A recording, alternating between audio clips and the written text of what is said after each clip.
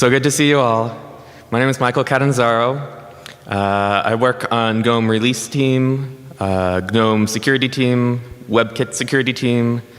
Suffice to say, I've seen a few things, and I am more or less convinced that we cannot write secure applications. At least not if we keep writing them in unsafe languages, not as the supply chain gets out of control, and not if we don't sandbox them properly. So it's not all bad news, but we could be doing better than we are right now.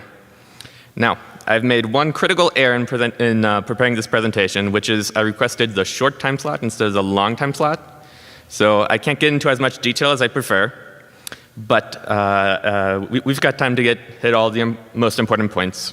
I just might have to go through some of these examples a little bit quickly. So first off, memory safety will be the first half of the presentation. Here's Memory Safety 101. If you're somehow not familiar with this concept, if you're now a software developer, in unsafe programming languages like C, C++, Vala, common errors, which we make all the time when writing GNOME software, allow attackers to take control of our users' computers, which is bad. Now the good news is that doesn't actually happen much in practice because we don't have many users and attackers prefer to focus on platforms with more users like Windows and Mac OS. But GNOME has been growing, and if we continue growing, this will eventually become a bigger problem for us. Now, attacking is a little bit hard. Now, normally the attackers win over the defenders, but it's not done easily. I'm a defender. I don't know much about writing exploit code for exploiting GNOME applications. As a defender, what we do is we simply assume that every time we see a memory safety error, that is a security vulnerability. If you want to go crazy, you can assign a CVE to everyone, but then you spend all day assigning CVEs to every bug you fix, so nobody does that. But they are all security vulnerabilities, and if you're a security researcher, when you find one, that's what you do. So write errors, these turn into code execution exploits, potentially. Read errors, they can facilitate exploitation of write errors, they can leak sensitive data. It's bad either way. Did I skip over a slide? Yes. So here are unrealistic example memory safety errors. First, the unrealistic buffer overflow. We've got an array of 42 elements. We write to the 43rd element because the arrays are 0 indexed. So that's the buffer overflow. You're writing to memory you're not supposed to be writing to. Here's a use after free. The rest of this presentation will mostly be about use after free. We allocate memory, we immediately freeze the memory for some unrealistic reason, and then we use it after it's been freed. Now the good news is not all applications are as high risk as others, right? Like it probably doesn't matter if the calculator application is written in an unsafe language. I guess it downloads currency conversion data from the International Monetary Fund, but I'm not expecting them to hack our users. Like the text editor, attackers don't try to exploit text editors, so not super high risk. But some applications are very high risk, like web browsers, video players, any sort of media player, PDF viewers, anything that displays untrusted images. Images are high risk. Our errors can have serious consequences for users. The most obvious example, we have a criminal GNOME user currently serving a very, very long prison sentence because he opened a booby-trapped video file that was designed to exploit a memory safety error in Totem, presumably in GStreamer. Of course, that's bad because if legitimate law enforcement agencies can do that to our users, so can cyber criminals, so can law enforcement agencies in countries where the law looks a little bit different and maybe just disagreeing with the government is illegal. So we want to make this as hard as possible. So now I'm going to go through some common mistakes I see often in GNOME code. If you're not a computer programmer, don't worry about the details here. If you are, now is the time to pay attention because I have to hit these a little bit quickly. Mistake number 1, failure to disconnect a GObject signal handler. We got a object A, it connects to a GObject signal of object B, and the programmer forgets to disconnect the signal handler when object A is destroyed. So when we get into some signal call back up there, A is already invalid when we try to do something with it. So if you're lucky, maybe this triggers a g-object critical or something less serious, but this can often result in use after free vulnerabilities. I see it more often than I would like. This also has a really easy solution, because in this case, the user data parameter is a g-object. We can just use g-signal-connect object instead of g-signal-connect. It's only a few extra characters, and now when object A is destroyed, the signal handler will get disconnected automatically, and there's no longer a security vulnerability. If the user data parameter is not a g-object, then you have to manually clear the signal handler in your dispose function. It's not hard to do. You just have to not forget. Now, common mistake number 2, misuse of gsource handler ID. I normally see this with either timeout callbacks or idle callbacks. In this case, we register a timeout to execute 42 seconds later. We pass A as a user data, and we forget to keep A alive for the callback. So by the time we when the callback is executed, we try using A. It's too late. That's a use after free. Very easy solutions. Solution number 1, ref the user data, unref it in the callback. The downside here is that keeps your object alive for 42 seconds, which you might not want to do. But that almost always works. That solves the security problem. Generally, better solution in your dispose function, clear the timeout ID using gsource remove, and gclear handle ID is the best way to do that. It helps you avoid messing up by mistake. So just don't forget to clear your gsource handle IDs, especially idles, timeouts, if you're using gsource manually. Common mistake number 3, failure to cancel asynchronous function call. I see this a lot. You call an asynchronous function of a different object. You do not pass a gcancelable parameter, and you have a use after free if the asynchronous function call completes after the user data has been destroyed. So in this case, the A gets destroyed first, then the function call on B completes, and then this code doesn't show it, but you assume that the asynchronous completion callback is going to use object A. So solution looks exactly the same as the previous one. First possible solution, just ref the user data, unref it in the callback. Then you don't have the use after free problem. But it keeps the object alive. The best solution is to use gcancelable if you can. If you're implementing a G object, just add a gcancelable to your object's private data struct. There's really no reason not to. The fact that the cancelable parameter is optional does not mean you don't need to think about it. Just make sure that when the async function call completes, you don't have a potential use after free. So in this case, we canceled the cancelable in the object's dispose function. And then here we have to change how we write the async completion function. We have to check for errors because that's how cancellation is indicated. I like to check explicitly to see if the error is canceled, because if it has been canceled, then you don't really want to print a warning message because that's an expected condition. And lastly, notice that we're very careful not to use object A until after we've checked for an error and returned from the function, because it's expected that this callback will be called when object A is invalid. After checking for the error, you know it's not been canceled and you know the object is still valid and safe to use. Mistake number 4, I don't have time to discuss in this short time, but there's a lot of ways you can mess up when using Gmain Context. So I highly recommend studying Philip Wisnall's Gmain Context tutorial. It's not the glib documentation of Gmain Context. It's a separate tutorial on developer.gnome.org. It's a complicated, it's dense reading, but it's pretty important. If you don't follow the best practices carefully, application callbacks will wind up executing at unexpected times with unexpected results. My final example I have for you, failure to disconnect a weak pointer. In this case, we got a g-object A, and it wants to know when the g-object B is destroyed. So it registers a weak pointer to clear the memory location self arrow B when object B is destroyed. And the error here occurs if object A gets destroyed first and fails to disconnect that weak pointer. Then when object B gets destroyed later on, that memory is no longer valid. It's going to get zeroed out. It could have been reused by something else. So you can cause weird bugs in your application this way. It's no good. It's very hard to debug if you cannot reproduce the issue. So be careful with weak pointers. Again, in the dispose function, if you haven't seen the pattern yet, clear the weak pointer, unregister your signal handler, unregister your gsource timeouts, cancel your cancelables. This is all happening in dispose, and it's how you avoid writing these bugs. Unfortunately, none of these common mistakes can be caught by static analysis tools, to the best of my knowledge, so we just have to be careful. But hopefully now that you've seen them, you'll be less likely to mess up.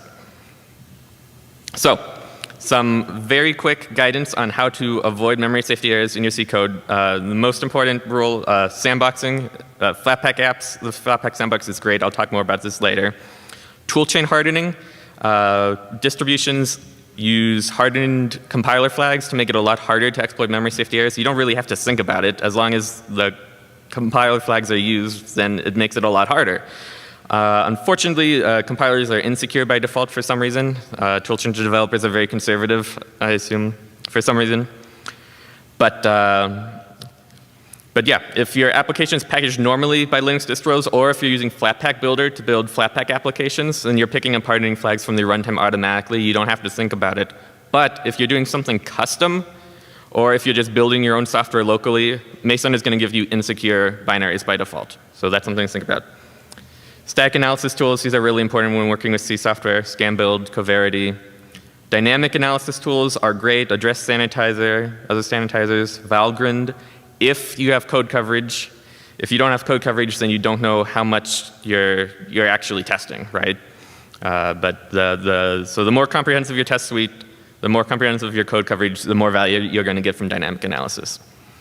Fuzzers are great if you have code that parses. If you have a parser, fuzzers are great for parsers. glib has several fuzz test cases in the OSS fuzz repository, for example.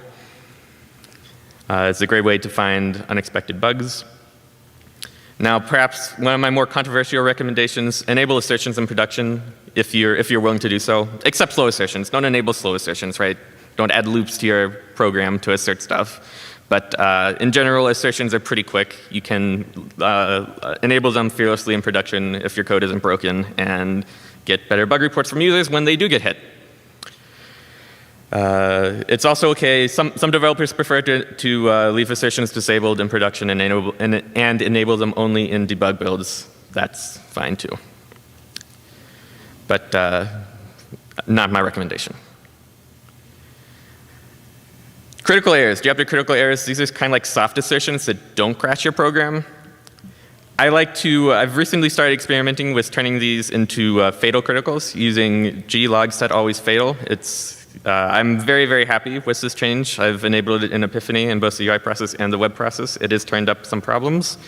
But it really helps with bug reports, and criticals are often the first step in what's going to become a use after free. So it's a hardening measure as well to stop the program execution before bad stuff happens. Lastly, consider Rust or other safe languages. This is a real complex decision when you want to rewrite code in Rust and when you want to not. Rewriting code is a risk, but it's probably beneficial for our highest risk code. For example, parsers. Parsers are dangerous. Anything displaying images. There's the glycine loaders, for example, is much safer than GDK pixbuff. Multimedia. The most dangerous software is where the value proposition is highest. But there is a trade-off. That brings me to my one slide on supply chain security. Now, I'm not a Rust developer, so I'm not familiar with the ecosystem, but I have noticed that our Rust applications bundle a lot of cargo dependencies, and if any one of these has like an exe style backdoor in it, then no amount of memory safety is going to help us, right? The backdoors are game over. So Rust developers, my request for you, talk to other Rust developers about this problem. The situation isn't quite as bad as it looks like from this slide because a lot of these crates are actually produced by the same vendors. So if the same group of people releases 10 crates, then that's really only 1 point of risk, right? But there's different ways that we can mitigate this risk. I just want to make sure we start talking about it and trying to figure out how to improve this. I'm also quite nervous because if there's a security vulnerability in one of these static dependencies, we're going to have to do separate security updates for every application that bundles them. And security updates for downstream Linux distributions are quite expensive, quite difficult. I'd much rather have one security update than a dozen. Now, the remaining portion of my talk, sandboxing. I am a huge fan of the Flatpak sandbox. The Flatpak sandbox is incredible technology. So basically, a sandbox is a constrained environment such that if your application gets compromised by malicious input, that application can only do bad stuff to the user inside the sandbox rather than on the host operating system. So, for example, let's say your application is compromised and it wants to, let's say it's ransomware and it wants to encrypt all the files in your home directory. It can only encrypt the files that you've actually opened in the sandboxed application instead of everything in your home directory. So sandboxing is great. It is a defense in depth layer. It's never your primary security mechanism. So it's not an excuse for like not updating dependencies in your Flatpak manifest. It's not an excuse for security bugs, but it does make it a lot harder to exploit security bugs because now you need 2 security vulnerabilities rather than 1 to exploit the user. It's expected that exploiting applications is generally a lot easier than escaping the sandbox. Sandbox escapes are supposed to be hard. Unfortunately, if you've spent much time on flathub.org, you'll know that it's quite typical to see warnings that your application that you want to install is potentially unsafe. Here we have Libra Office. It's got full file system read-write permission. All right, so the rest of the sandbox is just worthless at that point, right? It's not doing anything for you at all. This is typical. Now, disclaimer before my next slide. Some of the language on this next slide is a little too harsh on Flatpak. I've been persuaded to remove some of it, except I didn't bring the source code for the presentation with me to Denver. So bear with me. There will be bear with me here. So flatkill.org, if you remember this from 6 years ago, complained that the Flatpak sandbox is a lie. And I agree with that because we're allowing applications to just completely disable it, and users don't pay much attention to the little security warnings we give them. Here's the bullet points that I wish I had not added to this slide. User trust in the Flatpak ecosystem, it's harsh to say that that trust is misplaced because Flatpaks are no worse than distro packages. An unsandboxed Flatpak has equivalent security properties to a package from your Linux distribution. So it's not that I don't want you installing unsandboxed Flatpaks. It's just that I would rather Flatpaks be sandboxed when possible. So the reason applications have so many sandbox holes is because we don't have enough portals for them to implement the desired user experience, right? So the situation with XDG desktop portals is much better than it used to be because George's from the audience. Well, I'm not sure if he's here in the audience right now, but he's taking up maintenance of the portals. He's doing a great job. Thank him. Buy him a drink or something. But we need more, and we need application developers to help us with this when there's a portal that they need and don't have. We need some sort of plan to make these unsafe permissions scarier in the future, including, I'm going to propose eventually, after enough time, it doesn't have to happen overnight, but eventually we should start delisting applications that use unsafe permissions without justification. But some applications just cannot ever be sandboxed, right? Like disk usage analyzer. We probably want users to be able to install disk usage analyzer, or Pika backup, or GNOME builder. There's probably no way we can ever sandbox Nautilus, your file system viewer. So we do need some sort of exceptions. They just need to be much rarer than they are today. So that's my call to you if you're involved in the Flatpak community, or if you package Flatpak applications. The sandbox is really, really good. Let's stop subverting it. All right, this is my final slide. My last recommendations, distro maintainers, Flatpak is great. Let's think about actually using it to distribute applications in your distribution. We're thinking about this in Fedora. We haven't figured it out yet. I don't think we're going to figure it out soon, but we know that we want to do it. If you're not looking into this, then I hope you're looking into some other mechanism for sandboxing your distro packages. I don't think anybody is, but it's a tremendous security benefit. Flatpak manifest maintainers, keep your Flatpak dependencies updated, everything in your Flatpak builder manifest. Nowadays we have Flatpak external data checker, and if you use it, then you hopefully won't show up on the next version of flatkill.org for having not updated dependencies that have security vulnerabilities.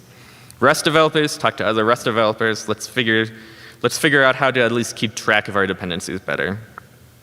C and C++ developers, you have my slide on best practices, static and dynamic analysis tools, assertions and productions if you're willing to do so. All right, that's all I have for you. I have a few minutes for questions, maybe 3 minutes. 3 minutes for questions if anyone has questions. I'm astounded if no one has questions. Wow, okay. Well, you can always come up and ask me about any of this after the talk. I'm sure I've forgotten something important because that was a little bit quick, but there you have it. Thank you, GUADEC. We do have questions. We do have questions.